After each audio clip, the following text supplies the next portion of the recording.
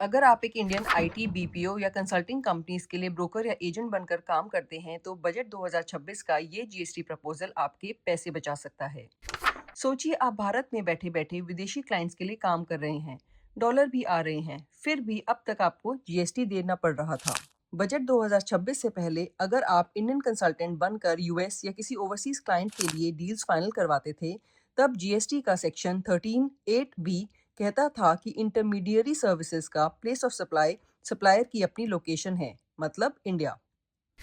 ऐसे में क्लाइंट्स विदेश में पैसा भी फॉरेन करेंसी में रिसीव हुआ, मगर फिर भी जीएसटी देना पड़ा इंडिया में, क्योंकि सेक्शन 13(8) बी एक डीमिंग प्रोविजन था और ऐसे में प्लेस ऑफ सप्लाई इंडिया में मानी जाती थी। देखा जाए तो एक लीगल एनोमली ही थी। एक तरह से इंडियन जीएसटी को एक्स्ट्रा टेरिटोरियल राइट्स दिए हुए थे डीमिंग फिक्शन के थ्रू। सरकार का ध्यान इस तरफ गया और यूनियन बजट 2026 के कई जीएसटी के रिफॉर्मेटिव प्रपोजल्स में से एक था ये कि सेक्शन 13(8) बी को ओमिट यानी डिलीट कर दिया जाए। रिजल्ट ये है कि अब से ऐसी इंटरमीडियरी सर्विसेज पर लागू होगा by default section 13 subsection 2 of IGST act और प्लेस ऑफ सप्लाई माना जाएगा रिसिपिएंट की लोकेशन यानी कि ओवरसीज लोकेशन।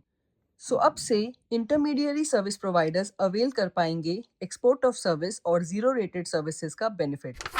लेकिन एक बात और, अगर इंडिया में कोई फॉरेन इंटरमीडियरी सर्विसेज लेता है तो रिफर्स चार्ज पर जीएसटी लग सकता है। इस ओमिशन या अमेंडमेंट से इंडियन सर्विस एक्सपोर्टर्स की ग्लोबल कॉम्पिटिटिवनेस तो बढ़ेगी ही, साथ ही जीएसटी लेजिस्लेचर की एक कंट्रोवर्शियल प्रोविजन भी फाइनली रीसेट होती मालूम होती है।